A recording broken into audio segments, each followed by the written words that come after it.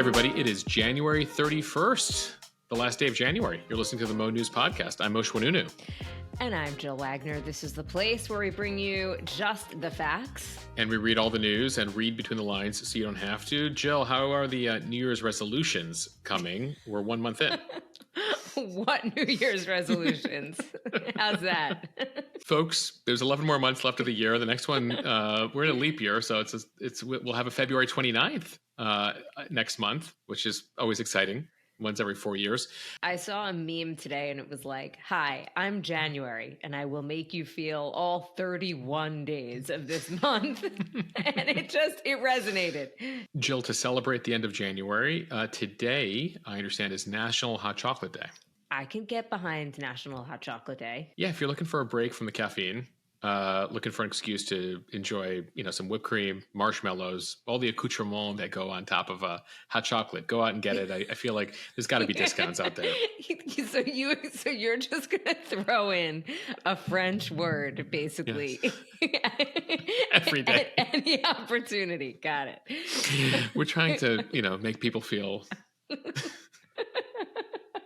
more erudite here on the podcast with a French term once in a while. All right, let's get to some headlines here. The battle at the border, the status of a potential bipartisan deal to strengthen the border and also send aid to Ukraine and Israel. Meanwhile, House Republicans are taking a key vote toward impeaching the DHS secretary. Sounds like science fiction, but Elon Musk's Neuralink puts its first implant into a human brain. What are the possibilities and the risks? Democratic Congresswoman Cori under investigation from the Justice Department over allegedly misusing campaign funds. Months after reaching a deal with its union, UPS announces more than 10,000 job cuts. Accusations that the White House clinic improperly distributed controlled substances during previous administrations. There are Swifties, there are anti-Swifties, there are people who think Taylor Swift and Travis Kelce's relationship is fake. And then there is the newest right-wing conspiracy about their relationship and the 2024 election. We'll break it all down. Jill, you couldn't make this one up, but it's real, and we'll tell you about it. And Moshe, with all the original content out there to stream, it turns out Americans like reruns. Jill, you're in good company out there. People like some comfortable classic shows, it appears, based on the latest numbers. And Moshe has on this day in history. For those of you who watched Oppenheimer, a key date in history depicted in that film, and a little music news. We continue the Taylor Swift theme and a little Justin Timberlake. On this day in history. Okay, let's start with the crisis on the border. The bipartisan immigration bill, Republican and Democratic senators are negotiating, apparently dead on arrival in the House. The plan is set to strengthen the U.S.-Mexico border and make it tougher for migrants to seek asylum. It's something Republicans are looking for and something President Biden is willing to make concessions on. But Speaker Mike Johnson privately told House Republicans that the deal has, quote, no way forward. The immigration deal would have been part of a national security package that also includes aid to Ukraine and Israel. If you remember, for months, Republicans had been saying that they will not pass the aid package without major action at the U.S.-Mexico border. So now there's this potential agreement. President Biden has called it, quote, the toughest and fairest set of reforms to secure the border that we've ever had in our country. But House Republicans who were at a closed-door meeting with Johnson say that the deal is, quote, absolutely dead. It comes as GOP presidential frontrunner, former President Trump, has told Republicans to tank the deal. People around him have made clear he does not want to give Biden a legislative win ahead of the general election and that he wants to keep chaos at the border a campaign issue. Johnson says, yes, he has been in contact with Trump, but that isn't the reason he's not planning to advance the bill. So this is the deal. It hasn't been finalized yet. We're still waiting for it. Could happen as soon as today. That's being negotiated between Republicans, the Biden administration. One of the most conservative senators has actually taken the lead on this, James Lankford, a Republican from Oklahoma. And he is now facing pushback from members of his own party. The state Republican Party there voted to censure Langford for negotiating with Democrats, for reaching across the aisle. They said, Biden could do this on his own. This is a Democratic trick. We do not accept that you're negotiating with Democrats here. He said it's something that he's committed to do something on, that Republicans have been talking about how the border is a key issue here. And he feels Republicans have gotten a lot of what they were demanding. He's pushing back on the idea of, why shouldn't we negotiate? This is a crisis. We have to deal with it now. The U.S. Customs and Border Protection reported an average of 10,000 illegal crossings a day in December. During that month, Border Patrol stopped 49 people whose names were on the terrorist watch list. It was actually a couple hundred last year, Jill, when you take the whole year into account. And so Langford telling media, the question is not whether we should do something, but what we're going to do about it. He acknowledges there's a lot of politics at play here, that it is a campaign year, that this is a resonant issue for all voters right now. And so there's pressure from Republicans to not fix the border right now. They don't want Biden to get off the hook and look like this will help his campaign. And so they're saying, don't do anything now. But he's saying, listen, this is a huge national security risk right now. Thousands of people crossing every day. He called it a big, noisy stew pot.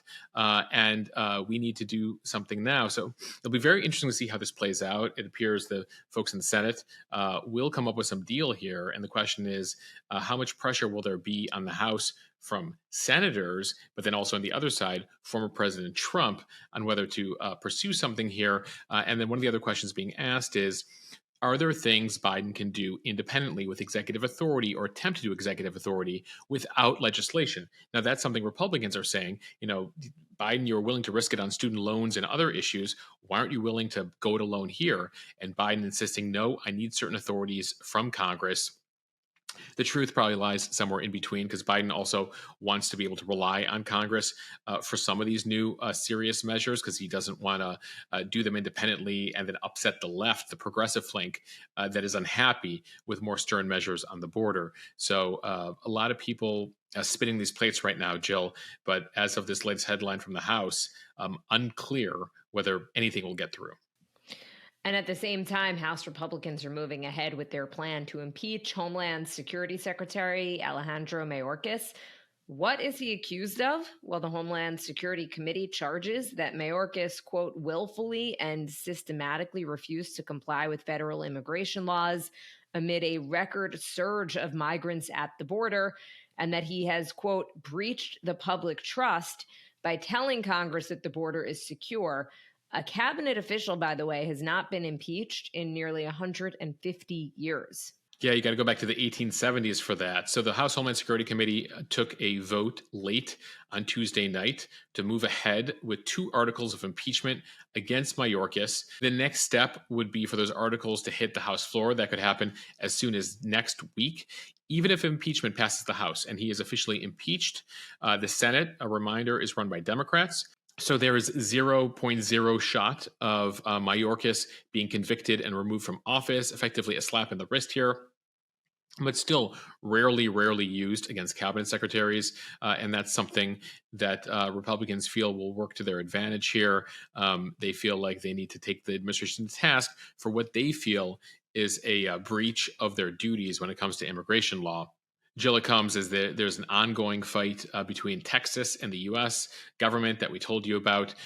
We learned yesterday that 26 attorneys general from Republican states have joined in on behalf of Texas to argue that Texas is in the right here in their fight to independently handle immigration and border issues because they feel the federal government is not doing enough. Okay, now to what could be a huge scientific milestone. Elon Musk's company Neuralink implanted a chip coined telepathy inside of the brain of its first ever human trial subject. This is a big step in what they hope becomes revolutionary technology for people who are suffering from physical limitations, like someone who is quadriplegic because of ALS or Lou Gehrig's disease. Eventually, this could expand to anyone looking for a wireless brain-to-device connection. Elon Musk writing that the anonymous patient is, quote, recovering well with promising neuron spike detection. That means brain-to-nervous system activity. So the FDA approved the human trial in May. Musk had said the technology's first users would be people with lost limbs. And here's what we're talking about here. This device is about the size of a quarter. It's first implanted into somebody's skull, and then a robot places thin hair-like electrodes attached to the device on parts of the brain. As it looked for volunteers, Neuralink says, quote, the device is designed to interpret a person's neural activity so they can operate a computer or smartphone by simply intending to move. No wires or physical movement are required. Yeah, just think it and it'll happen.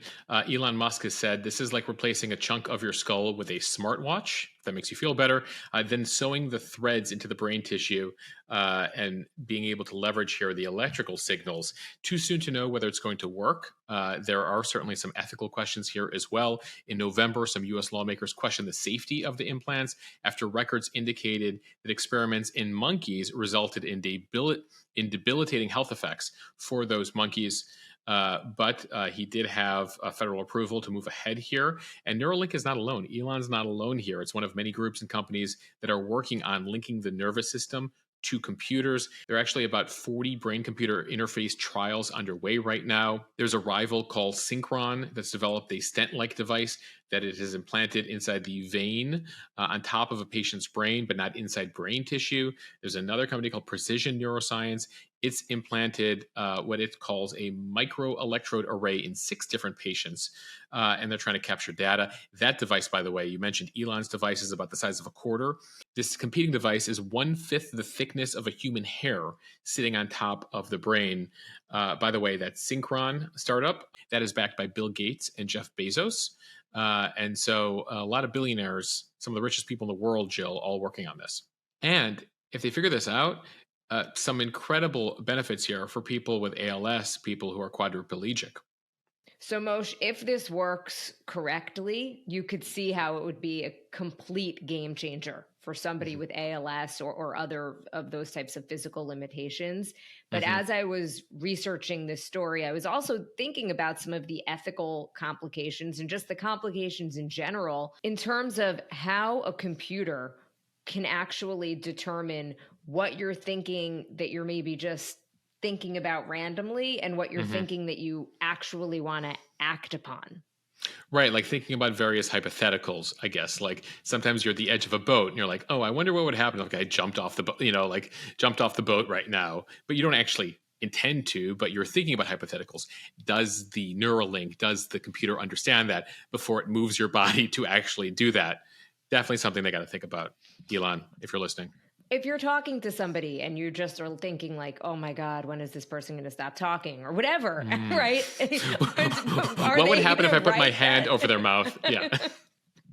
I wish I could put my hand over their mouth right now. And then like you do it and they're like, what the hell? I'm like, oh, Neuralink didn't understand that was a hypothetical and not. Missed communication. Yes. Okay, time for the speed read from the Washington Post. The Justice Department is investigating whether Democratic Congresswoman Cori Bush of Missouri misused campaign funds for her own personal security. Bush is a second-term lawmaker. She's part of the so-called squad. She has denied any wrongdoing and said she is fully cooperating with federal prosecutors. Federal authorities have been asking questions about Bush's security expenses and her decision to pay her now husband, Courtney Merritt's, with campaign funds to provide security. As a former Black Lives Matter organizer and high-profile progressive on Capitol Hill who's called for defunding the police, Bush has faced what she calls relentless threats to my physical safety and life since her election in 2020. She was already investigated on Capitol Hill by the Ethics Committee. It is not clear if federal prosecutors have gathered more evidence, but they do have significant more subpoena power. So the Ethics Committee came back and didn't find any wrongdoing here, but clearly the feds, the Justice Department, have decided to take this case up. An NBC review of her campaign expenditures over the last couple of years found that she spent more than $750,000 over the past 5 years on security. Given there's been scrutiny here for a few years, she defended it in a CBS interview a couple of years ago, saying people just need to, quote, suck it up, that she needs the security, and then went on to say, but let's talk about defending the police, which is leading some to say hypocrisy. You call for defunding the police, but you're paying for your own personal security. At the same time, the key issue here, among others, is using her husband. for security, paying her husband for security. Now, while federal law bars lawmakers from paying family members to work in their offices, they are allowed to pay relatives for campaign work as long as it's fair market value. There's a lot of cookies in the kitchen here. There's the Federal Election Commission. There, again, was the House Committee on Ethics here that looked into it. So we'll see what comes of it. Certainly one of the more outspoken members of Congress. You mentioned she's part of the squad, part of AOC's group of progressive lawmakers. So a lot of scrutiny here and questions coming out of these subpoenas. From CBS Money Watch, UPS saying Tuesday that it will cut 12,000 jobs, with the mass layoff coming only months after the delivery company averted a massive strike by agreeing to a new labor contract. The Teamsters in August voted to approve a tentative 5-year contract agreement with UPS, putting a final seal on contentious labor negotiations that had threatened to disrupt package deliveries for millions of businesses and households nationwide. UPS has roughly 500,000 workers. On a conference call Tuesday, the CEO said that by reducing the company's headcount, UPS will save about $1 billion. Yeah, they made a point, though, of noting that these cuts are not union jobs, as there are other managerial jobs. In their most recent earnings, UPS reported that they missed expectations when it came to profits.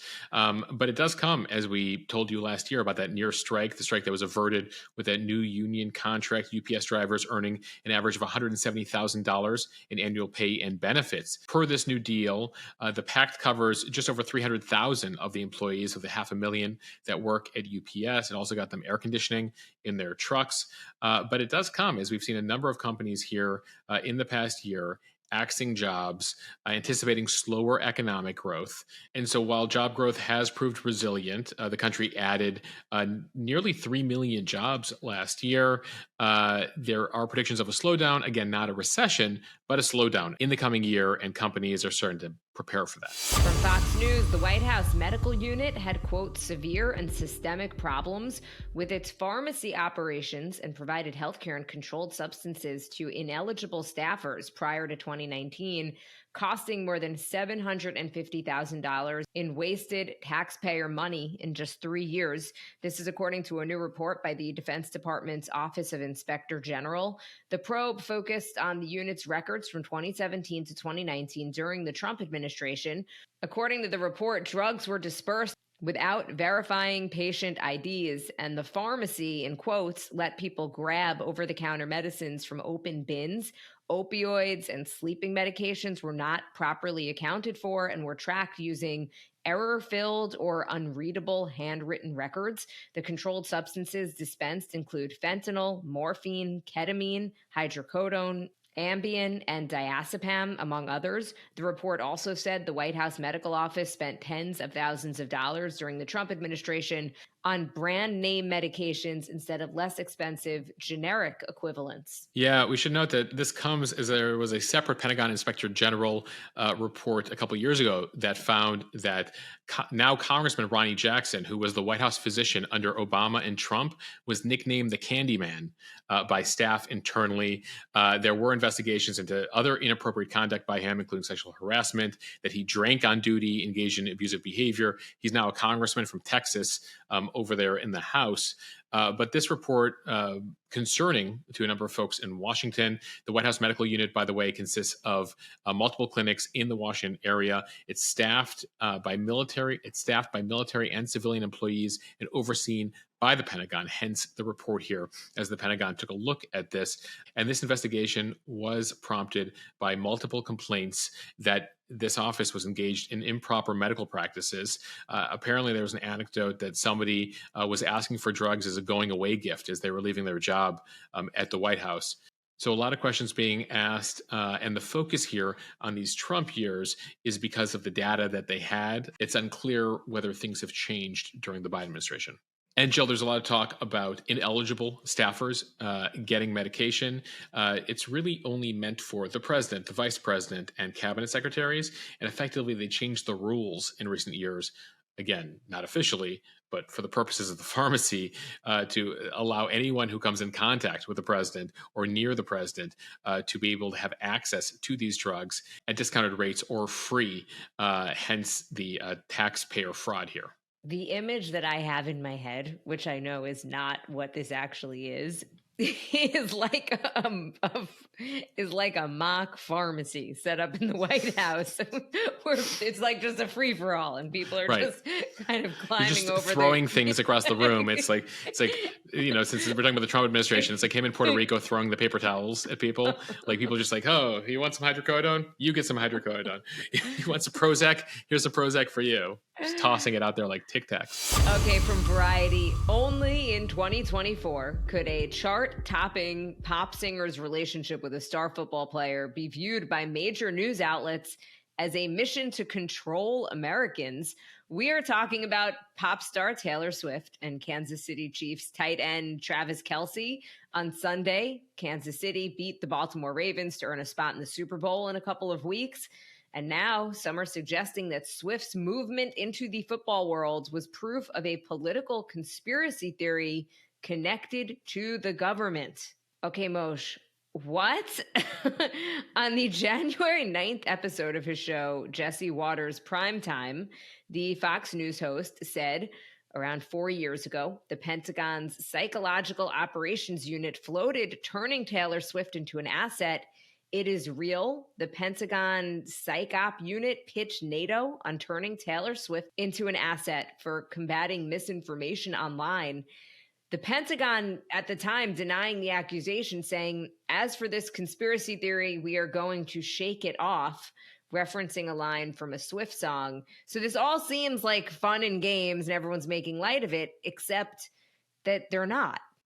So this is the deal. Taylor Swift, a few years ago, came out against Marsha Blackburn in Tennessee, a Republican. She's not been a fan of Donald Trump either. So add that all up, and the fact that she has called on people to register to vote. And so people are like, I wonder if she's the secret weapon for Joe Biden.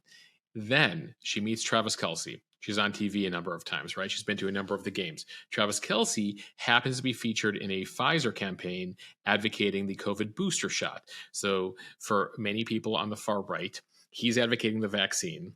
She's a Democrat. She's showing up on TV. This is a larger conspiracy theory now, also propagated, by the way, by Vivek Ramaswamy. Remember him? He ran for president.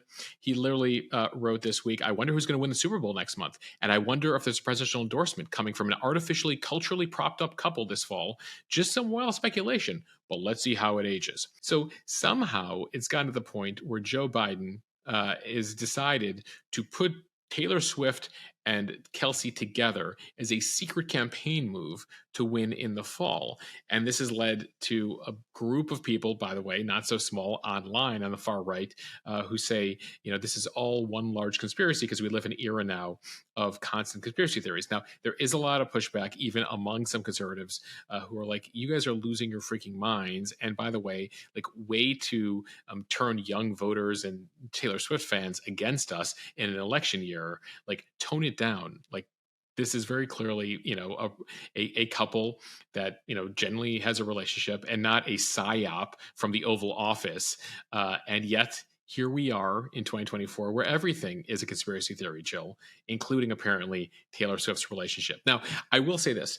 I would buy the fact that initially the NFL, maybe to prop up ratings, might have figured, put this together. But this does feel like a genuine relationship. But to then somehow link it to the Oval Office, and by the way, we should note the Kansas City Chiefs have gotten to the last 4 of the last 5 Super Bowls. So it's not like, they need to call the NFL being rig the game for the Chiefs. The Chiefs are a genuinely good team that actually won the Super Bowl last year. So everyone, what is going on? So my husband, who I use as my barometer on a lot of news, he was like, look, I love a good conspiracy theory, but this is insanity. I mean, this one just doesn't hold up. It makes no sense. Right. There's, it's always based on some truth here, but based on what we're seeing, based on the existing success of both of them, based on the fact that some people are arguing that Biden is completely incompetent and incoherent and yet came up with a psychological operation to get himself reelected using Taylor Swift and the Super Bowl, a step too far. But I'm happy to talk about the JFK assassination at some point because we have legitimate questions about that. And Moshe, just to your point, if somebody said, and I would understand the argument that their relationship is maybe a setup, right? That perhaps it's for publicity. Right. Mutual separate. Publicity. Yes, that is a different argument than what some of these right-wing commentators are arguing. Right. That if it, well, first of all, does Taylor Swift need more publicity? Probably not. But, showing up in NFL games, certainly great. But yeah, to somehow say that Biden called Taylor and she's like, sure, I'll get romantically involved with Travis Kelce to help you win re-election. Sometimes you actually have to think through the process by which this conspiracy theory would have become reality and wonder, is that plausible? And finally, from the New York Times, the results are in. Here is what Americans streamed in 2023. Hollywood, of course, on strike for much of the year, and yet the time viewers spent streaming shows and movies went up a lot, jumping 21% from 2022, according to a year-end review by Nielsen. There were nearly 1 million television shows and movies for Americans to choose from on over 90 streaming services. So certainly, Moshe, we have a lot of options out there. Actually, that's an incredible number there. Like, you don't even think about that. Like, as kids, like, you had to wait for Must See TV Thursday. And now at the tip of your remote, there's 1 million TV shows you can stream. Okay, so what did people watch? A lot of reruns, it turns out. Here's a look at some of the trends. Suits topped the list with 57.7 billion minutes watched. That's followed by Bluey, NCIS, Grey's Anatomy, CoComelon, Big Bang Theory, Gilmore Girls, Friends, Heartland, and Supernatural. Back to Suits. The USA Network's legal show that aired from 2011 to 2019 was an unexpected streaming hit last year. Netflix subscribers began devouring it over the summer. They shattered records in the process with more time watched than both The Office in 2020 and Stranger Things in 2022. Netflix says Suits was probably new to most viewers who watched it. Ted Sarandos, the co-chief executive of Netflix, recently speculated that because of the show's popularity, networks and studios could start ordering a bunch of lawyer shows, which again is so fascinating given that this is not a new show. But it stars a young Meghan Markle, pre-Prince Harry Meghan Markle. Jill, I remember actually watching this. I know that many people probably don't watch many shows on USA, but I remember this back in 2011, 2012, watching it where you had to wait for new shows every week. So I was surprised too to see that, suddenly people are discovering the show more than 10 years after it originally came out. And also at the top of the list, Moshe, one of the top shows in my house, at least, Bluey. Yeah, apparently Bluey is now the king, not surprisingly, of children's TV. 43.9 billion minutes streamed in 2023. Jill, you were noting that's significant because the average Bluey episode is how long? 7 minutes. Just 7 minutes. So I don't know. Do the math there, folks. 44 billion minutes. Each episode is 7 minutes. So a lot of repeat watching happening among the kids. Not surprisingly, kids love to do that. CoComelon was the number one children's show in the last 2 years. It's still in the top 5 there. And so it is now a Bluey versus CoComelon competition. It appears. Bluey, and then Bluey. And then for the adults, it's reruns. It's NCIS. It's Grey's Anatomy. Populating the most streamed lists. I should say, as a former CBS producer, not surprised by the NCIS and Big Bang Theory. It's one of the reasons for so many years CBS was number one in primetime with CSI, NCIS, Big Bang Theory. These were some of the only shows that still got the largest live viewing, over 10 million, sometimes 20 million viewers. So the numbers here are just astounding. The top 10 most watched original shows accounted for 134 billion minutes of viewing time last year, though that's actually down from 2022. So it appears people are either spending more time on social media or, I don't know, getting outside. Social media. Social media. Jill, it'll be interesting to see the 2024 numbers because Sex and the City is coming to Netflix in April. So I feel like that meets the definition here, or feels like it will become a top 10 category for people. So one of my very good parent friends out here on Long Island, they are about 10, maybe more than 10 years younger than my husband and I are, and had never watched Sex and the City. It came out, they were too young when it came out. And so my friend was looking for something new to watch, and I recommended Sex and the City on HBO. And she's like, really? Do you think it'll still hold? It felt so old to her. Anyway, Yeah. she watched it, and she Loved it. Loved every second held up. of it. Yes, it totally held up. So I do think it's going to find a new generation of fans and an old, and an old generation who wants to rewatch it. All right, we end here. Speaking of nostalgia, on this day in history, we begin in 1865. On this day, the U.S. House passed the 13th Amendment to the Constitution to abolish slavery. We fast forward to the 20th century. On this day in 1950, President Truman publicly announced his decision to support the development of the hydrogen bomb. This was a weapon theorized to be 100 times more powerful than the atomic bombs that had just been dropped on Japan. If you watched Oppenheimer, there was a lot of discussion of this, the concern about the development of the H-bomb. Just months before this announcement, the U.S. had lost its nuclear supremacy to the Soviet Union, which detonated their own atomic bomb. We would discover months later that there were Soviet spies within the U.S. that helped them get the secret to the atom bomb quickly. This race would continue, of course. Just 3 years later, the Soviet Union detonated their own hydrogen bomb. And so both superpowers, by 1955, were in possession of what was called the Hell Bomb, thankfully never used in combat. Staying in the Soviet Union, the first McDonald's opened in Moscow on this day in 1990. It was seen as quite a moment as a Western, iconic Western company was allowed to open up in the Soviet Union. Just over a year later, communism would collapse in the country. And other moments in that neck of the woods on this day in 2020. The UK formally left the European Union more than 3 years after the country voted to Brexit. All right, we end here with a bit of music history. On this day in 1970, 54 years ago, the Jackson 5 scored their first #1 hit on the Billboard charts with I Want You Back. Jill, you ever see the Michael Jackson musical on Broadway? I haven't.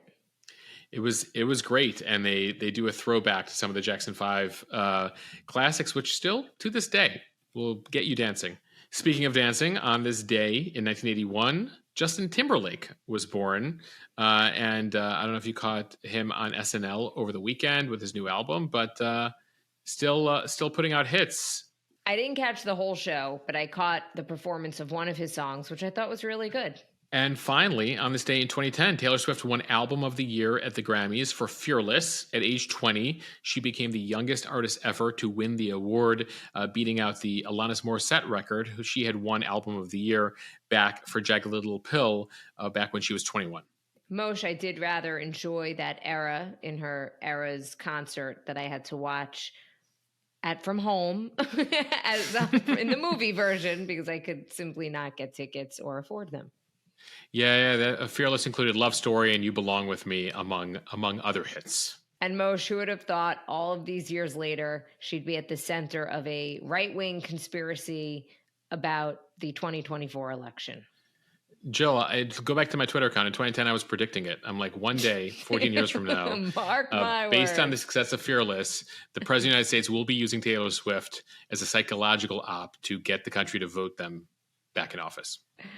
All right. Thank you for listening to the Mo News podcast. If you like what you hear, share this with your friends. It will help us grow. Follow us and subscribe so you don't miss an episode, and review us in the App Store.